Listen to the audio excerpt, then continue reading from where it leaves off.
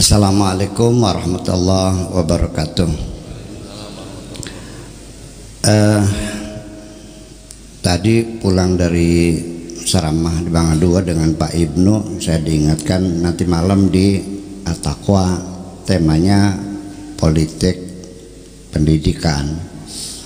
Jadi dalam keadaan kurang sehat, sedang flu, saya tadi mulai berpikir apa yang perlu saya sampaikan untuk malam ini,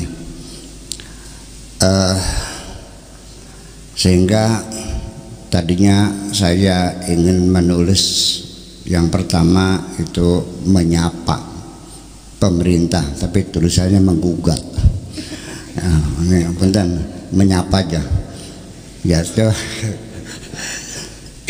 supaya ada sopan santun lah, tentang rendahnya kualitas pendidikan yang dihasilkan lembaga-lembaga pendidikan di Indonesia ini. Iya, jangan dong, nyapa aja dah. Saya terkejut sekali ketika surat kabar Cirebon, Radar Cirebon mengekspos berita anak dua siswi SMA di Cirebon ternyata tidak bisa menulis dan membaca. Ya, aneh bin ajaib, tapi ada. Dan malah ada tim khusus meneliti, SMP asalnya didatangi, betul siswa, daftar hadirnya rajin, SD-nya iya juga. Kok bisa ya anak didik dari SD nggak bisa nulis, nggak bisa baca, SMP nggak bisa nulis, bisa baca, SMA baru ketangguhan. Ini kok bisa lolos begitu tuh? Ini sudah bukan lagi bukti sederhana, itu udah geledek namanya, halilintar namanya. Kemudian juga termasuk juga saya pernah menyaksikan ada guru agama ternyata nulis syahadat salah. Kemudian ada lagi anak SMA komparatif dan superlatif good, bilangnya good, gooder, goodies. Sedih memang, sangat menyedihkan sekali. Itu satu. Kemudian yang kedua, kita juga menghargai selama ini memang pemerintah merespon ya semua tuntutan kita, direspon semuanya. Dan saya juga punya bukti bahwa pemerintah juga tidak diam, betul, dia bekerja, merespon, menjawab. Yang pertama yaitu kebijakan dan regulasi yang terus dilakukan pemerintah dari saat ke saat, kita saksikan semuanya. Yang kedua itu juga adanya usaha melakukan perbaikan kurikulum pergantian, termasuk kurikulum 2013 ya, yang sudah berulang kali kurikulum itu dirubah. Itu juga satu bukti kepedulian pemerintah terhadap pendidikan. Kemudian juga yang ketiga, perubahan berbagai undang-undang pendidikan yang terakhir tahun 2003 nomor 20 itu sudah jelas keberpihakan kepada pendidikan. Kemudian selanjutnya yang keempat juga kita merasakan adanya peningkatan anggaran belanja untuk bidang pendidikan juga terus meningkat dari saat ke saat. Itu kita apresiasi, pemerintah juga tidak diam, terus berbuat. Kemudian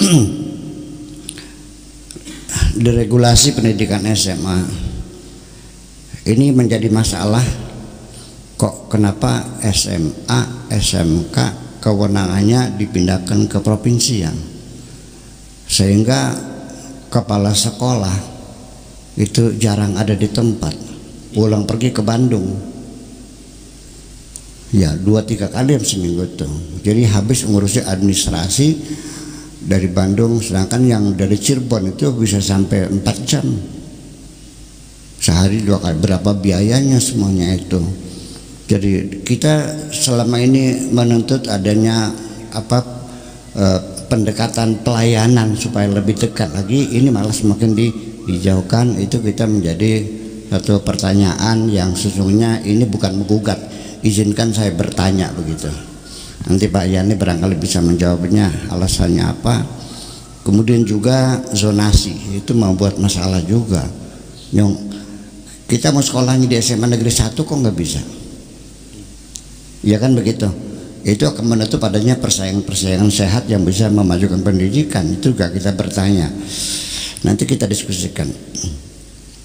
Kemudian yang ketiga, kita punya fakta lain bahwa UNDP, United Nation Development Program, itu program pembangunan milik PBB, itu pada tahun 2000 melakukan uji publik.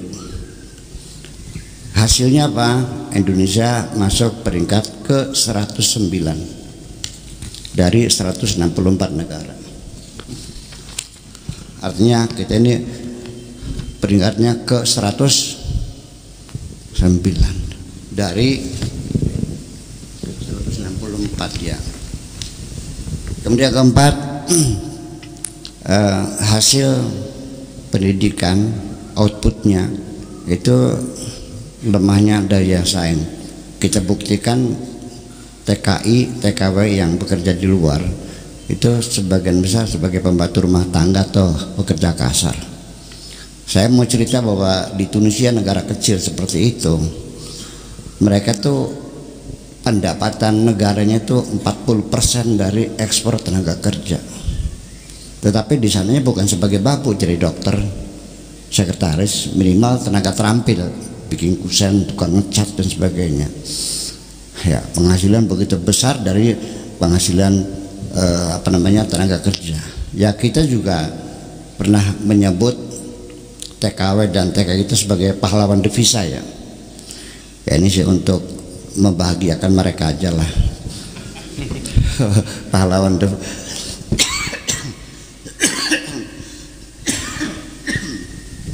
devisa. Kemudian kita mencoba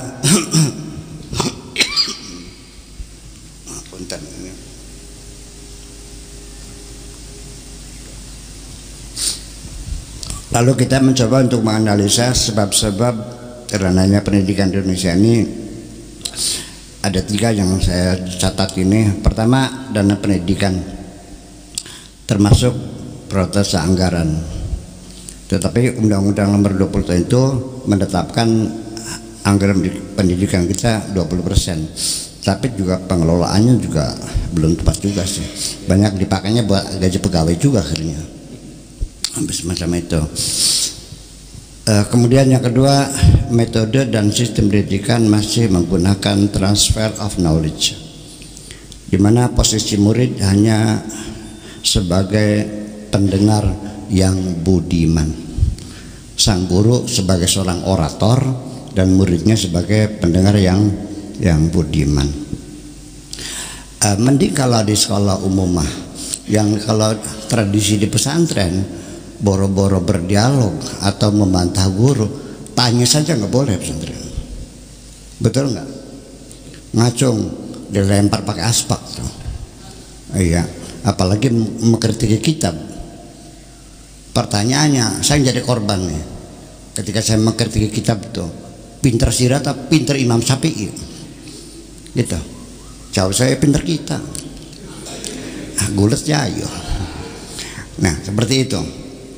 Ini ke depan ya kita inginkan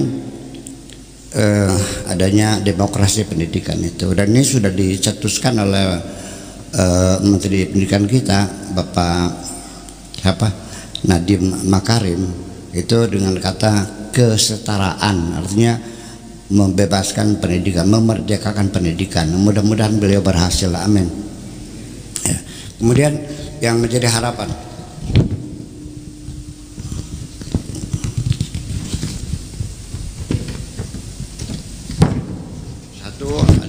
kesetaraan murid dan guru. Kedua, siap menghadapi perubahan. Ya, dalam prakteknya ketika guru mendidik itu tidak dipersiapkan untuk menghadapi perubahan. Ya, jadi beku ya, cumut kata orang Indonesia mah. Kemudian yang ketiga, peningkatan kualitas pribadi dan masyarakat. Bukan kecerdasan muridnya, itu juga kecerdasan masyarakatnya. Sebab tidak mungkin akan bisa berjalan sendiri-sendiri. Kemudian nomor keempat adalah program pendidikan seumur hidup sesuai dengan sabda Nabi, talabul ilmi faridatun minal mahdi ilal lahdi. Saya ketika di London di sana dapat undangan menghadiri wisuda seorang doktor perempuan, tahu umurnya 80 tahun. Artinya apa? Bahwa pendidikan seumur hidup itu seperti itu. Selagi kita masih bernafas, ya masih wajib belajar. Ini saya juga curiga, orang Islam tuh meyakinkan sih belajar itu kewajiban tuh.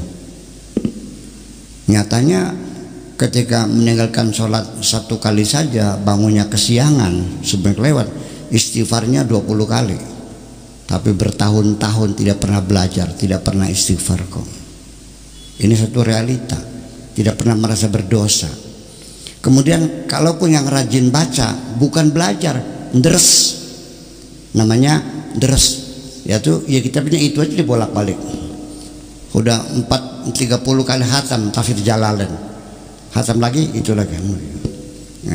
Nah, kita lagi mencoba di pesantren Cadampingan untuk membuka kitab-kitab yang tidak lazim dibaca di pesantren supaya kita ini. Tapi saya bisa memahami kesulitannya membaca buku-buku modern itu satu, mungkin pakaiannya tidak mampu membacanya. Ya jujur aja nih, bukan menghina, emang ya gitu kan. Ya artinya begini,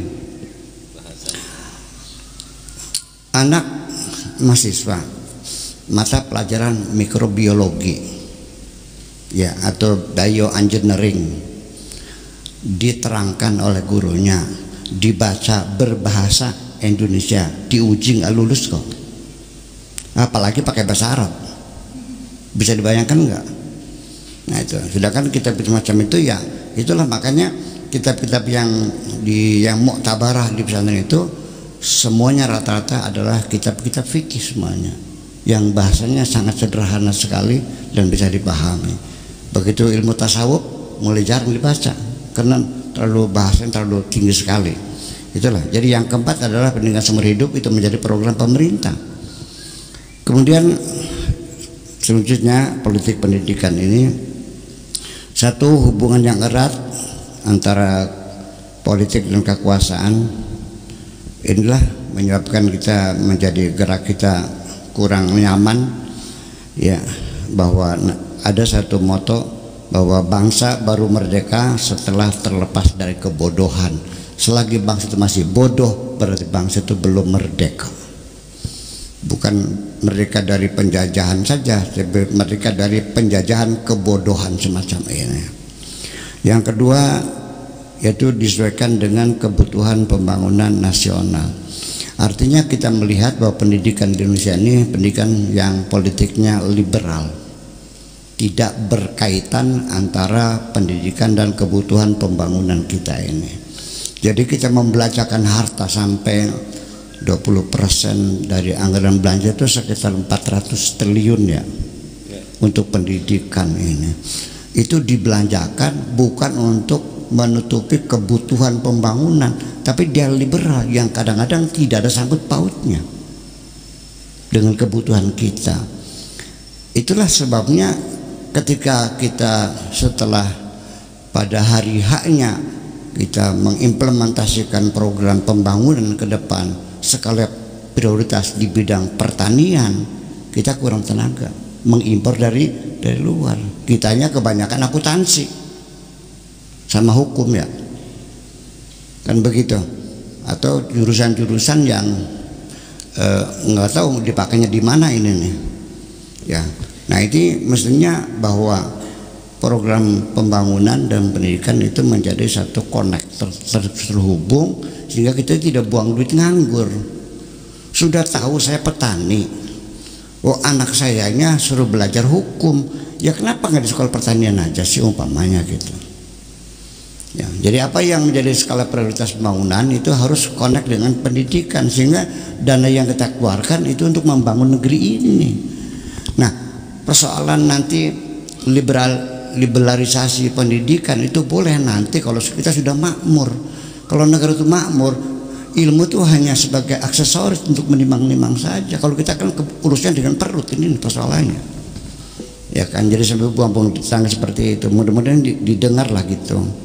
Kemudian yang ketiga ada usulan lagi, ini parpol, ormas, LSM dan semua para aktivis hendaknya merespon cepat isu-isu pendidikan dalam debat publik. Ini isu pendidikan harus diangkat menjadi debat publik seperti ILC itu. Jadi supaya mata kita terbuka bahwa itu kebutuhan kita. Ya, kemudian supaya dapat nantinya dapat dituangkan dalam keputusan-keputusan pemerintah termasuk undang-undang. Ya, kemudian yang keempat, wilayah pendidikan jangan diintervensi kepentingan politik lah. Ya, jangan jangan meraup suara di sektor pendidikan inilah, termasuk kepala sekolah dengan iming-iming segala macam. Akhirnya kan seperti itu terjadi. Ya, terjadi nggak begitu? Ya, jadi gitu. Mudah-mudahan lah. Kemudian juga penguasa mempunyai visi pendidikan yang jelas. Nanti pilpres yang akan datang, dalam debat publik seorang calon presiden harus ditanya visi pendidikannya di mana, dan di situ harus poin yang menentukannya. Setuju nggak kira-kira begitu? Iya.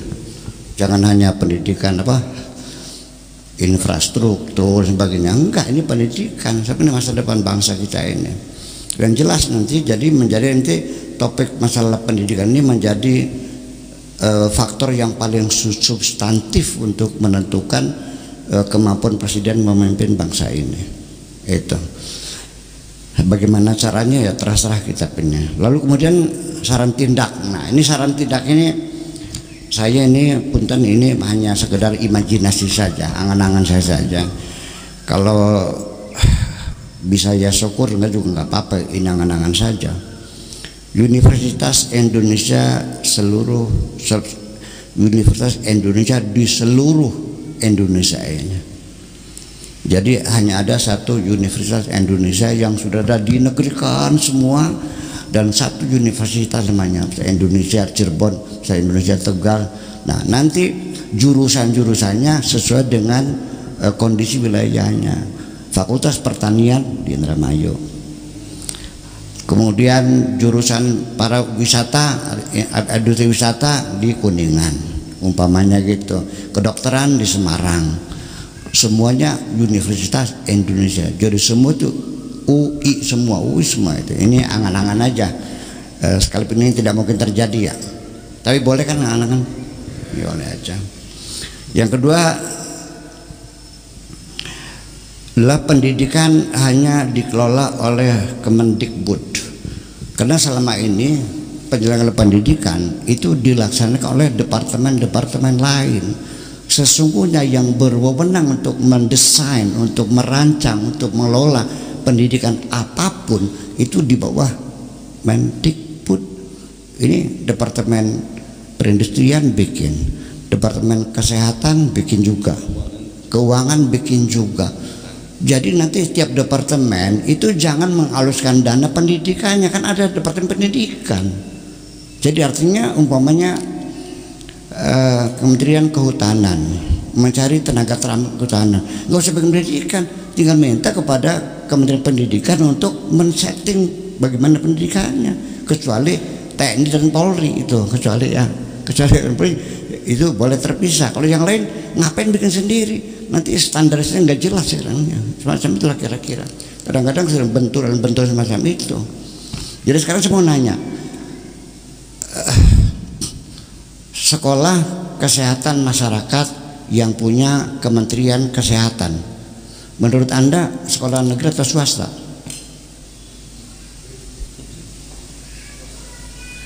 Yang negeri itu yang dikelola Dikbud, yang tidak swasta, seharusnya begitu.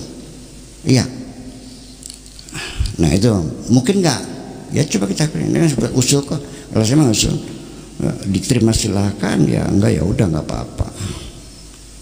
Kemudian yang ketiga, untuk mencerdaskan bangsa ini ya, bebas pajak usaha di bidang pendidikan, termasuk penerbitan, percetakan, dan alat-alat tulis dari mulai kertas, pulpen, tinta harus disubsidi supaya menjadi murah meriah semuanya itu. Kalau diterima enggak ya udah nggak apa-apa. Yang keempat, beasiswa Indonesia untuk belajar ke luar negeri. Sudah saatnya kita setiap tahun kirim 10.000 mahasiswa keluar dengan beasiswa ini. Bukan seperti saya ke sana mencari beasiswa dari sana. Ini Indonesia mengirimkan mahasiswanya keluar ke berbagai negara-negara maju untuk kuliah fakultas-fakultas yang diperlukan, teknologi dan sebagainya. Silakan, setahun berapa, 10.000, 20.000 kan gitu. Nanti mereka menjadi kalau jadi guru ya guru penggerak, istilah Nadiem Makarim mah, ya kan. Jadi dosen ya dosen penggerak, kepala sekolah itu kan istilahnya penggerak sekarang ini. Artinya yang diberi kebebasan untuk berinisiatif. Saya kira itu saja buat pikiran saya, mudah-mudahan mengerti. Assalamualaikum warahmatullahi wabarakatuh.